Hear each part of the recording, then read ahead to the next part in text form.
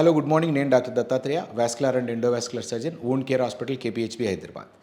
So diabetic foot అల్సర్లో మనం ఇంతకుముందు వీడియోస్లో 2 మేజర్ కాజెస్ని చదువుకున్నాం. ఒకటి దట్ ఈస్ పెరిఫరల్ న్యూరోపతి, అందులో sensory neuropathy and motor neuropathy.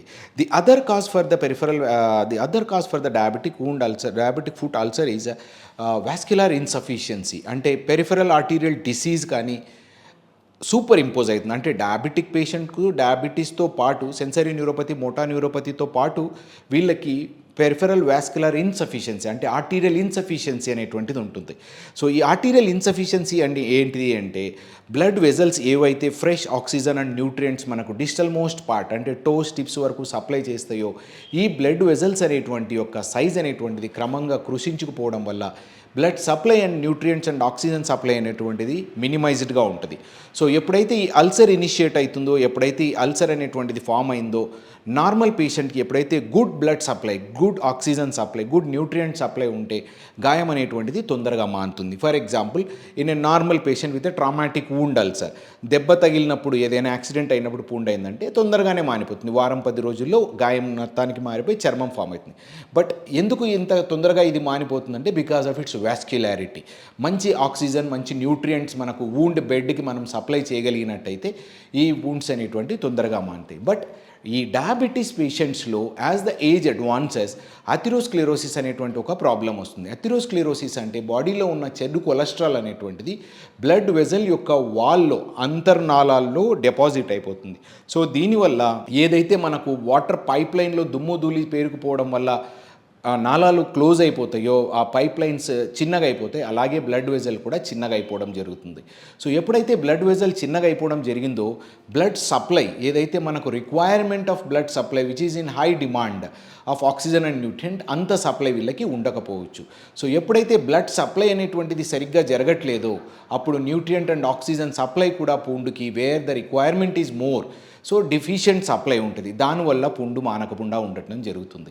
And at the same time ఎప్పుడైతే మనకి బ్లడ్ సప్లై అనేటువంటి తక్కువ ఉందో, at the same time infection rates కూడా ఎక్కువ. బికాస్ బ్లడ్ సప్లై మంచిగా ఉందంటే ద ఫైటింగ్ డబ్ల్యూబీసీస్ ఏవైతే మనకు హెల్ప్ఫుల్ వైట్ బ్లడ్ సెల్స్ ఉన్నాయో అవి వచ్చి బ్యాక్టీరియాలతోటి ఫైటింగ్ చేసి మన ఇన్ఫెక్షన్ని కంట్రోల్ చేసే అవకాశం ఉంటుంది. బట్ ఎప్పుడైతే మనకు బ్లడ్ సప్లై కూడా తగ్గింది, ఆక్సిజన్ సప్లై తగ్గింది, న్యూట్రియంట్ సప్లై తగ్గింది, along with the blood cells కూడా సప్లై తగ్గింది అన్నప్పుడు లోకల్గా ఇన్ఫెక్షన్ అయ్యి ఆ ఇన్ఫెక్షన్ స్ప్రెడ్ అయ్యే అవకాశాలు చాలా వరకు ఉంటాయి అన్నమాట. సో ఇటువంటి కారణాల వల్ల, సో ఈ వాస్క్యులర్ ఇన్సఫిషియన్సీ వల్ల.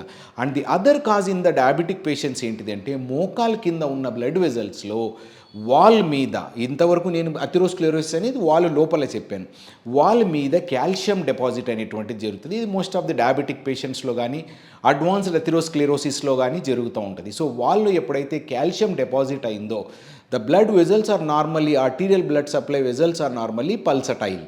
బట్ ఆ పల్సటైల్ బ్లడ్ ఫ్లో ఉన్నప్పుడే కావాల్సినంత బ్లడ్ అనేటువంటిది ఒక పల్స్ మేనర్లో మనకి సప్లై చేయబడడం జరుగుతూ ఉంటుంది.